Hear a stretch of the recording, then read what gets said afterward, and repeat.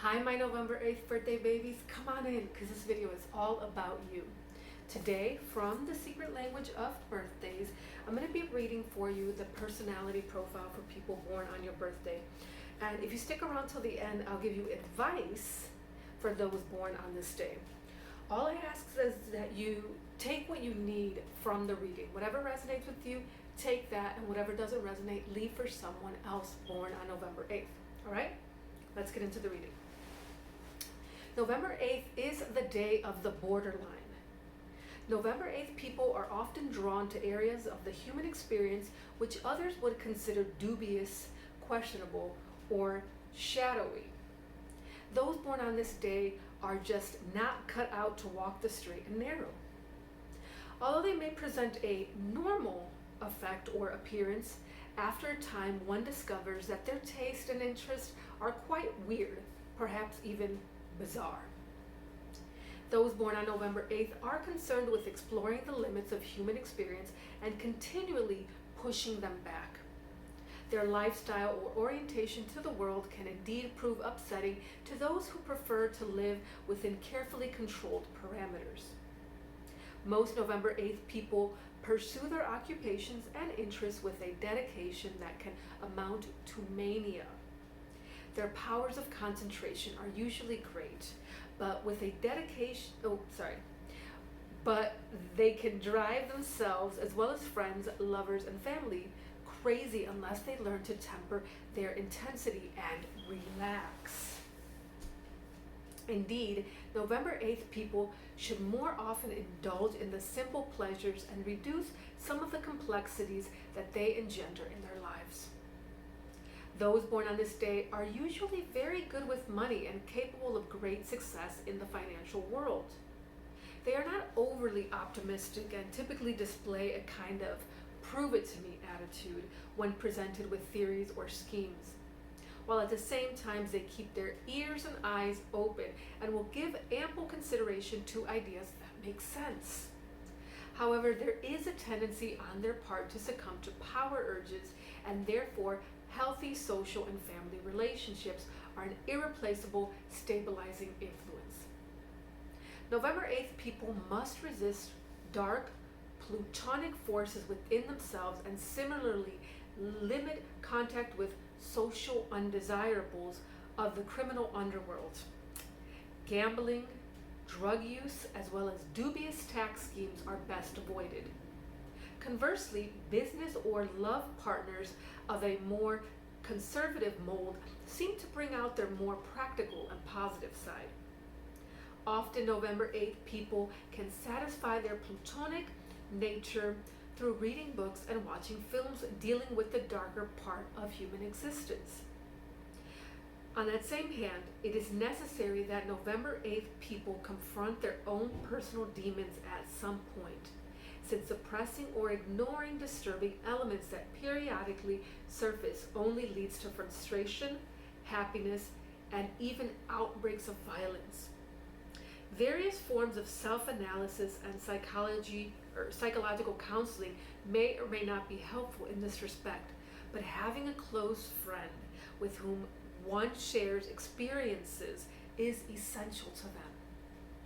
Finally, November 8th people should strive to clarify the connection between their inner and outer life, neither cutting themselves off from the world to live in their own serious corner, nor throwing themselves into worldly activities to the detriment of their personal concerns. Okay, I need a sip because that was a lot. So one thing that has really hit me in doing the Scorpio readings, and now I began these readings on July 1st, so that covered Cancer, Leo, Virgo, Libra, and now Scorpio. So Scorpio is the 5th sign that I'm doing, and Scorpio I would say is the first sign out of those 5 in which I see so many similarities and so many of the same themes. Right? In the other signs, sometimes there were 2 days back to back where I encouraged the readers to read that other profile or to go back and watch that video, but there's so much like of Scorpio that is just like just similar. And earlier in the Scorpio reading, it actually had to do a lot with sexuality and with physicality and sort of like anger. And now we're getting to the point in the past few readings where there's this mania and there's this like tendency towards manic depressive. Not that you got it in your reading, but you got that mania. And so I just wanted to mention that, how interesting I find that of all the signs that Scorpio is coming through like this is what we do, right? Whereas some of the other signs are like, this is what we do, you know, but you guys you're intense, and I love all the Scorpios that I've known, and this sounds exactly right.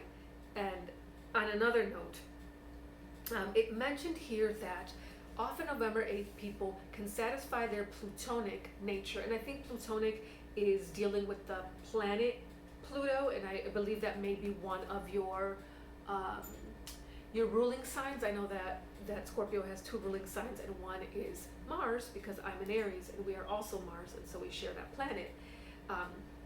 But I digress. Often November 8th people can satisfy their plutonic nature through reading books and watching films dealing with the darker part of human existence. It seems like, and from what I've known of Scorpios, that you tend towards the deeper, darker parts of life, and you guys can tend to be really intense, and you're ruled by water, and all of the water signs tend to be deeper because water runs deep. And so it's easy when I read a sentence like this, like I understand it. It may be a little harder for you because you may want to experience those darker things yourself. But I know, again, for me, and this is something that you might want to experiment with, is not living all those that darker spectrum of life's experiences firsthand. You know, I think Scorpios can tend to be dramatic and get in fights with their lovers and partners and throw things around the house. And you know, we have rage rooms, we have kickboxing classes, we have, you know, adult, you know, theater and debates, and there are a lot of other forums where you can get these experiences, these darker, deeper, angry, you know, experiences in either a creative way, or like it's suggesting here as well, through art, right? Through watching a movie, through reading a book in which those darker topics are being explored. And so you don't have to suffer so much experiencing all those things firsthand. You know, I understand I don't experience a lot of drama and darkness in my everyday life, and so because I am a balanced person, I look for those things. I'll watch a movie that makes me cry. I'll watch a movie that makes me feel angry because it touches on, you know, inequalities or injustices or things like that. But I'm not experiencing it firsthand, and because I'm absorbing it secondhand, there's a little space, right? I'm not inside of it. I'm a viewer, I'm a spectator, and so perhaps I can come up with more healthy ways to work with those emotions that I'm feeling. Perhaps I can come up with ideas that I might want to share with my community to address those injustices or inequalities or what have you.